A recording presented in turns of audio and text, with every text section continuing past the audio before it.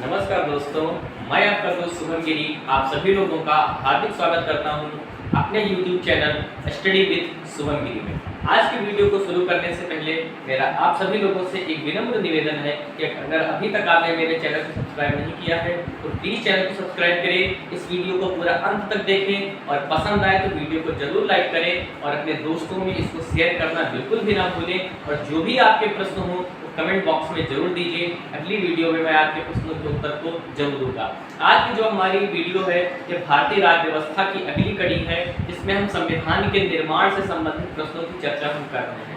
और आज की इस वीडियो में जो प्रश्नों का जो हमारा टारगेट है वो राजस्व लेखपाल और यूपीपीसीएस 2022 होने वाले मद्देनजर में इस वीडियो को बनाए। ठीक है, तो हमारे चैनल से आप लगातार जुड़े रहिए और मैं उन्हीं कंटेंट को प्रस्तुत कर रहा हूँ वीडियो में जो हमारी परीक्षा की दृष्टि से अति महत्वपूर्ण है। चलिए आज की वीडियो को हम शुरू करते हैं। चलिए भाई, कल जो हमने चर्चा की थी पिछली वीडियो में, हम उसी की चर्चा को आगे बढ़ाते हुए शुरू करते हैं। हमने कल आपको 1945 में बिबल प्लान बताया, 42 में कृत मिशन बताया, 1946 में कैबिनेट मिशन तक हमने आपको बताया था। आज हम चर्चा करेंगे माउंटबेटन योजना की। देखिए, माउंटबेटन जो योजना है वो 3 जून 1947 को आई। इसको 3 जून की योजना भी बोलते हैं। 3 जून 1947 को ऑल इंडिया रेडियो पर आपके माउंटबेटन आए और उन्होंने अपनी योजना प्रस्तुत की और भारत पाकिस्तान बंटवारे की भी योजना उन्होंने प्रस्तुत की, जिसे मुस्लिम लीग ने स्वीकार कर लिया। इसमें यह भी प्रावधान किया गया कि आप सभी लोग जानते हैं कि रियासतों को स्वतंत्रता दी गई कि वो या तो पाकिस्तान के साथ विलय हो जाएं या भारत के साथ विलय हो जाएं या वो स्वतंत्र भी रह सकते हैं। ठीक है दोस्तों, ये माउंटबेटन योजना के अंतर्गत क्या हुआ, भारत पाकिस्तान का बंटवारा कर दिया गया और सर रेडक्लिफ समिति बनी और इसी कमेटी ने ही भारत पाकिस्तान का बंटवारा भी किया। और रेडक्लिफ रेखा आप जानते हैं भारत पाकिस्तान के मध्य। ठीक है दोस्तों, तो भाई जब भारत पाकिस्तान का बंटवारा हो गया तो आप सभी लोग जानते हैं, मैंने आपको पिछली वीडियो में बताया था कि जो सीटों की संख्या थी वो 389 थी, यानी अविभाजित भारत में। लेकिन जब पाकिस्तान अलग हो गया तो संविधान सभा के जो सदस्य थे वो भी अलग हो गए, यानी कुछ जो हिस्से में थे वो चले गए। कितने हिस्से में चले गए? 90 सीटें। कितनी सीटें? 90 सीटें घट करके चली गई कहाँ? पाकिस्तान में। जिससे अब संविधान सभा में जो सदस्यों की संख्या थी वो 389 से घट करके दोस्तों कितनी रह गई? 299। कितने? 299। इसमें जो ब्रिटिश प्रांतों को पहले आवंटित थी 296 थी और ये घट करके कितनी रह गई? 229। से भी एग्जाम में पूछे जाने वाले सवाल हैं दोस्तों। सिविल परीक्षाओं की अगर आप तैयारी कर रहे हैं तो जरूर इन बहुत ही नाजुक पॉइंट पर आप ध्यान दीजिएगा। पहले जो ब्रिटिश प्रांतों की सीटें थी वो थी 296, अब घट करके कितनी रह गई? 229। और जो पहले देशी रियासतों को सीटें दी गई थी 93, वो घट करके कितनी रह गई? 70। यानी 23 की यहाँ पर कमी आई और यहाँ पर कितनी कमी आएगी? ये हो गया 30, 66, 67। यानी 67 सीटें जो थी वो ब्रिटिश प्रांतों की पाकिस्तान में चली गई और 23 सीटें देशी रियासतों की कहाँ चली गई? पाकिस्तान में। ठीक है, तो यानी सदस्य संख्या घट करके कितने रह गए? 299। तो अगर आपसे पूछ ले कि पाकिस्तान के बंटवारे के बाद संविधान सभा में सदस्यों की संख्या कितनी रह गई, तो 389 से घट करके 299 रह गई। इसमें ब्रिटिश प्रांतों को 229 और देशी रियासतों को 70 सीटें मिली। ठीक है, अब देखिए स्वतंत्रता अधिनियम के बाद जो हुआ, यानी स्वतंत्रता अधिनियम जब पारित हो गया, भारत अलग देश बन गया, पाकिस्तान अलग देश बन गया, तो उसके बाद स्थिति में क्या परिवर्तन आया, जरा इस पर बात की जाए। ठीक है, तो जो संविधान सभा थी ये एक संप्रभु संसद बन गई दोस्तों। संविधान सभा क्या बन गई? संप्रभु संसद बन गई, यानी एक अंतरिम संसद के रूप में कार्य करने लगी। यानी हम इसको ऐसे समझ सकते हैं कि जो संविधान सभा थी इसने 2 रूपों में कार्य करना शुरू कर दिया। एक तो संविधान सभा संविधान के निर्माण के लिए तो कार्य कर रही नहीं थी, और दूसरा काम जो इसको मिल गया अंतरिम संसद के रूप में कार्य करना। और इसको अंतरिम संसद के रूप में तब तक कार्य करना था जब तक नए चुनाव संपन्न नहीं हो जाते और नई संसद का गठन नहीं हो जाता। यानी कि हमारी जो संविधान सभा थी इसकी भाई 2 कार्य हो गए, एक तो संसद के रूप में कार्य करना, दूसरा संविधान निर्माण के लिए कार्य करना। ठीक है दोस्तों, अब देखिएगा जब ये संविधान सभा की बैठक होती थी, किसकी दोस्तों? जब संविधान सभा की बैठक होती थी तो आप सभी लोग जानते हैं कि जो संविधान सभा के अध्यक्ष बने थे वो डॉक्टर राजेंद्र प्रसाद बने थे। तो जब संविधान सभा की बैठक होती थी तो उसकी अध्यक्षता कौन करते थे? डॉक्टर राजेंद्र प्रसाद, जिन्हें भारतीय राजनीति का अजात शत्रु भी बोलते हैं। डॉक्टर राजेंद्र प्रसाद जी को बोलते हैं, अटल बिहारी वाजपेयी जी को भी भारतीय राजनीति का अजातशत्रु बोलते हैं। ये दो ऐसे भारतीय राजनीति के धुरंधर हैं जिनको भारतीय राजनीति का अजातशत्रु बोला गया है, यानी जिनका शत्रु बिना पैदा हुआ, जिनको सभी लोग पसंद करते हैं। इसके बाद देखिए जो विधायिका के रूप में कार्य करती, यानी कि जब ये संसद के रूप में कार्य करती थी तो इसकी अध्यक्षता कौन करते थे? जीवी मावलंकर। इनका आप सभी लोग जानते हैं, लोकसभा के पहले अध्यक्ष भी हैं जीवी मावलंकर। ये भी अक्सर पूछा जाता है लोकसभा के पहले अध्यक्ष कौन थे? तो जीवी मावलंकर लोकसभा के पहले अध्यक्ष थे और जब आपके संविधान सभा संसद के रूप में कार्य करती थी तब जीवी मावलंकर इसकी अध्यक्षता करते थे। ठीक है, तो भाई दोहरा कार्य हो गया। आगे बात कर लेते हैं। संविधान सभा स्वतंत्र भारत की पहली संसद बनी। ये भी एग्जाम में पूछा गया है कि स्वतंत्र भारत की पहली संसद कब बनी? तो स्वतंत्र भारत की पहली संसद बनी तो अपनी संविधान सभा ही। ठीक है दोस्तों, और अभी मैंने एक्सप्लेन करके बता दिया कि दो रूपों में कार्य कर रही थी, संविधान के निर्माण के लिए और संसद के लिए। इसके बाद भाई एक बात कर लेते हैं कि संविधान सभा ने इन दोनों रूपों में कब तक काम किया? तो संविधान सभा ने कब तक काम किया? 26 नवंबर 1949। क्यों? क्योंकि इस दिन आप सभी लोग जानते हैं हमारा संविधान बनकर के तैयार हो गया और संविधान सभा का जो कार्य था वो कंप्लीट हो गया। मगर यह संसद के रूप में कार्य कब तक करती रही?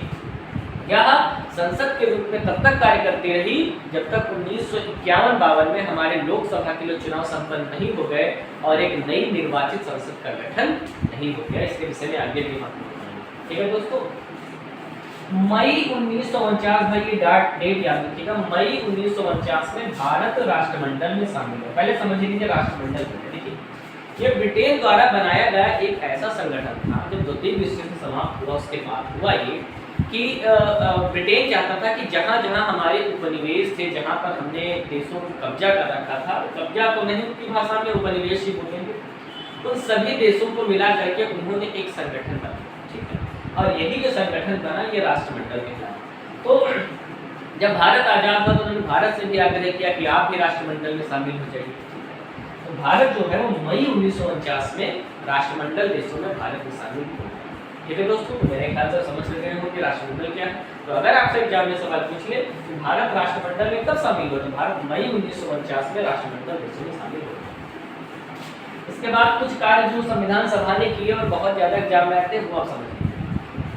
कई बार एग्जाम में पूछा जाने वाली डेट है कि राष्ट्रीय ध्वज को संविधान सभा ने कब अपनाया। तो आप सभी लोग जानते हैं राष्ट्रीय ध्वज, पहले जो राष्ट्रीय ध्वज में चरखा हुआ करता था हमारे तिरंगे, मगर जब राष्ट्रीय ध्वज को अपनाया गया वो अपनाया गया 22 जुलाई 1947 को। और इसमें जो बीच में परिवर्तन नहीं था कि चरखे की जगह पर चक्र आ गया, उसमें 22 दिन हो।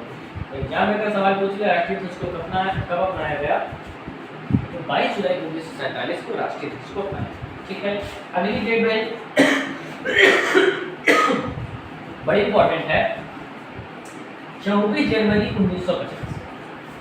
24 जनवरी की जो 1950 की जो डेट है ये इसलिए बहुत ज़्यादा इंपॉर्टेंट है क्योंकि इस दिन कई सारी ऐतिहासिक घटनाएं हुई। पहली तो भाई जो आपका राष्ट्रीय गीत है आप सभी लोग जानते हैं, वंदे मातरम सुजलाम सुफलाम मलयज शीतलम।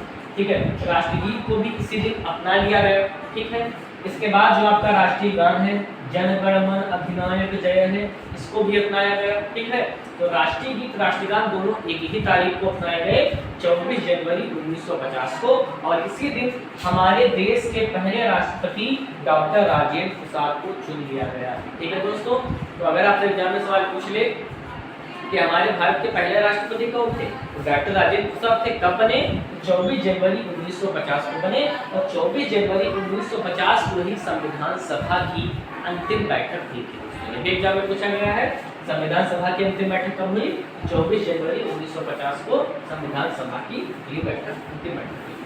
आगे बात कर लेते हैं। कई बार भैया बहुत इंपॉर्टेंट सवाल है कि संविधान को बनने में कितना समय लगा। आप सभी लोग जानते हैं भारत का संविधान दुनिया का सबसे बड़ा संविधान है, तो जाहिर सी बात है कि भाई इसको बनाने में भी बहुत ज़्यादा टाइम लगेगा, ज़्यादा बड़ी चीज़ बनाने में ज़्यादा टाइम। तो कहते हैं भैया इतने साल हो गए तैयारी कर रहे हो, हमारा वो 6 महीने में हो गया, 12 महीने में हो गया, तो आप उनको एक उत्तर दीजिए देखिए भाई, झोपड़ी बनाने में नहीं टाइम लगता है, झोपड़ी तो कुछ समय में बन जाती है, मगर इसको महल बनाना है, उसको एक लंबी यात्रा तय करनी होती है और हम महल बना रहे हैं, हमको टाइम लगेगा। आप झोपड़ी बनाए कुछ सही, हम जिस दिन महल खड़ा करेंगे हम उस दिन खुश होंगे। ठीक है दोस्तों, तो भाई हमारा जो संविधान बना तो 2 वर्ष 11 माह और 18 दिन में हमारा संविधान जो था वो बन करके तैयार हुआ। ठीक है दोस्तों, अगला सवाल पूछता है कि संविधान के निर्माण में कुल कितनी बैठकें संपन्न हुई। तो संविधान के निर्माण में कुल 11 बैठकें थी, वो संपन्न हुई दोस्तों। तो याद रखिएगा। कुछ और इसमें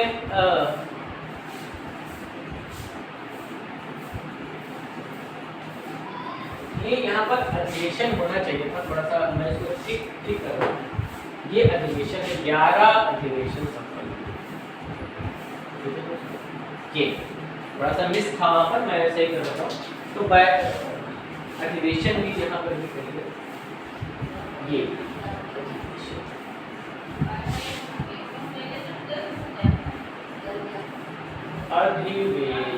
कभी कभी कुछ चीज़ें गलत दिख जाती है, ठीक है, कोई घबराने वाली बातें मैंने सही कर दी है। और जो चीज़ गलत हो करके हम सीखते हैं वो तो यकीन मान लीजिए कभी नहीं भूलेंगे, ये तो आप कभी नहीं भूलेंगे। तो जो अधिवेशन संपन्न हुए कितने, कुल 11 अधिवेशन संपन्न थे। अब यह सवाल पूछा जाता है भाई जब हमने संविधान का निर्माण कर रहे थे तो हमने कितने देशों का अवलोकन किया। देखिए हमारे देश तो खैर बहुत बाद में आज़ाद हुआ, उसके पहले बहुत सारे जो देश थे आज़ाद हो चुके थे, उन्होंने संविधान का निर्माण कर लिया था। तो भारतीयों की हमेशा से खूबी रही कि हमेशा अच्छी चीज़ों को ले लेते हैं, है ना। बहुत सारे देश लोगों ने बोला नकल किया, तो भाई नकल कुछ नहीं होता। दुनिया में नकल है तो सब कुछ नकल ही है, अकल तो है ही नहीं। अगर आप देखने पर आ गए, हर इंसान कुछ ना कुछ देख कर ही कुछ निर्माण करता है, ठीक है, कुछ ना कुछ देख करके किसी न किसी से प्रेरित हो करके निर्माण करता है। तो अगर आप इस प्रेरणा को नकल मानते हैं तो भाई दुनिया का हर व्यक्ति, दुनिया का हर प्राणी नकलची है। ठीक है दोस्तों, खैर मेरे अपने विचार हैं। तो 60 देशों के जो संविधान का हमने अवलोकन किया और तब हमारे देश के संविधान का निर्माण हुआ। तो अगर आप सिर्फ 4 सवाल पूछे तो आप 60 देश आंसर रखिए। फिर सवाल पूछे संविधान के प्रारूप पर कितने दिन भाई विचार हुआ। आप सभी लोग जानते हैं प्रारूप समिति, है ना। 29 अगस्त 1947 को प्रारूप समिति का गठन किया गया था। डॉक्टर भीमराव अम्बेडकर इसके अध्यक्ष थे और कुल 7 सदस्य थे, यानी 1 अध्यक्ष और 6 अन्य सदस्य। समितियां जो भी थी उसकी चर्चा हम अगली वीडियो में करेंगे। ठीक है, तो भाई संविधान के प्रारूप पर कुल 114 दिन विचार हुआ। एग्जाम में सवाल पूछ लेता है संविधान के निर्माण में कितना पैसा खर्च हुआ। तो लगभग हमारे संविधान के निर्माण में 64 लाख रुपया खर्च हुआ दोस्तों। तो याद रखिएगा, एग्जाम में कई बार क्या आया है, कितना पैसा खर्च हुआ, 64 लाख। और ये मैंने अभी आपको बताया थोड़ी देर पहले कि संविधान सभा की अंतिम बैठक कब हुई थी। तो 24 जनवरी 1950 को संविधान सभा की अंतिम बैठक हुई। इसी दिन हमारे राष्ट्रीय गीत, राष्ट्रगान को अपनाया गया और डॉक्टर राजेंद्र प्रसाद हमारे देश के राष्ट्रपति भी थे। अगला तो भाई सबको पता होगा, ठीक है, कि गणतंत्र दिवस कब मनाया जाता है, जिस दिन हमारा संविधान लागू हुआ। और हमारा संविधान कब लागू हुआ, 26 जनवरी 1950 को हमारा संविधान लागू हुआ। और एक बात कि लोकसभा के लिए चुनाव कब संपन्न हुए, तो ये आपके मई जून के आसपास चुनाव संपन्न हुए थे लोकसभा के लिए आम चुनाव। और जब लोकसभा के आम चुनाव हो गए, संसद चुन करके आ गई, उसके बाद ये जो डबल काम कर रही थी ना संविधान सभा, इसका ये दूसरा वाला कार्य भी समाप्त हो गया विधायिका वाला, और हमारी अब स्वतंत्र संसद भी बन गई थी और संविधान भी बन गया था। फिर आता है संविधान बनाने में कुल बैठकें। अब आई है बैठकें, ये आई है बैठकें। तो बैठकें कुल कितनी संपन्न हुई, 105। और ये जो हमने सही किया, अधिवेशन कितने हुए, तो भाई अधिवेशन कुल हुए थे 11 और बैठकें हुई थी 105। कितने वाचन संपन्न हुए भाई, 3 वाचन संपन्न हुए दोस्तों। कितने वाचन संपन्न, वाचन का मतलब होता है बोलना, यानी पहली बार संविधान पढ़ करके सुनाया गया, दूसरी बार पढ़ करके सुनाया गया, तीसरी बार पढ़ करके सुनाया गया। तो तीसरी बार पढ़ करके सुनाया गया यही वाचन है, पहला वाचन, दूसरा वाचन, तीसरा वाचन, यानी बोलना, ताकि सब लोग सुन ले ठीक ढंग से, है ना। तो 3 वाचनों में जो था हमारा संविधान बन करके तैयार हो गया।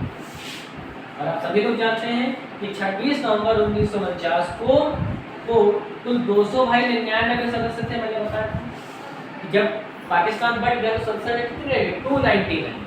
अब 299 में जब संविधान 26 नवंबर 1949 को बैठक हुई तो 284 लोग उपस्थित थे। ये भी एग्जाम में सवाल पूछ लिया जाता है कि 26 नवंबर 1949 को कुल कितने सदस्यों ने हस्ताक्षर किए।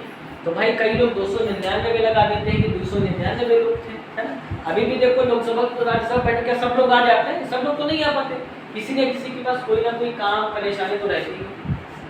तो भाई 299 में 284 सदस्य उपस्थित थे और 284 सदस्यों ने ही हस्ताक्षर किया। तो अगर आपसे डेट पूछ ले कि 284 सदस्यों ने किस डेट को हस्ताक्षर किया था, तो 26 नवंबर 1949 को हस्ताक्षर किया था। तो और क्वेश्चंस की चर्चा कर लेते हैं कि पूछा जाता है संविधान का पिता या आधुनिक मनु की संज्ञा किसे दी गई है। तो डॉक्टर भीमराव अम्बेडकर को भारतीय संविधान का जनक माना जाता है और इन्हें आधुनिक मनु की संज्ञा भी दी गई है। ठीक है, और हमारा आज का अंतिम पॉइंट है कि जब संविधान हमारा बन करके तैयार हुआ, लागू कर दिया गया 26 जनवरी 1950 को, तो क्या स्थिति थी। तो हमारे संविधान में 22 भाग थे, आज भी 22 है, 395 अनुच्छेद थे, अभी भी 395 है, जो जोड़े गए वो अलग से जोड़े गए, और 8 अनुसूचियां थी जो अब बढ़ करके हो गई है 12 दोस्तों। ठीक है, तो ये मूल संविधान का जो ढांचा था ये मैंने आपको बता दिया। आज की वीडियो आपको कैसी लगी आप लोग कमेंट बॉक्स में जरूर बताइएगा। ज़्यादा से ज़्यादा वीडियो देखकर नोट्स जरूर बनाते रहें, ये बहुत सारे इंपॉर्टेंट क्वेश्चंस हैं, आपको एग्जाम में यहाँ से सवाल जरूर मिलेंगे। ठीक है, और मेरा फिर से एक बार आपसे निवेदन है कि अगर अभी तक आपने मेरे चैनल को सब्सक्राइब नहीं किया है, प्लीज़ चैनल को सब्सक्राइब करें, वीडियो को लाइक करें और अपने दोस्तों में शेयर करना जरूर भी बिल्कुल भी ना भूलें। ठीक है, और रोज 8 बजे आप जरूर मेरे साथ लाइव जुड़े। इस समय हम इतिहास के प्रश्नों की चर्चा कर रहे हैं, रात में 8 बजे आपसे आज हम फिर मिलेंगे, और तब तक सभी लोग अपना ध्यान रखें, स्वस्थ रहें, मस्त रहें, और मेरे साथ बोलिए जय हिंद, जय भारत।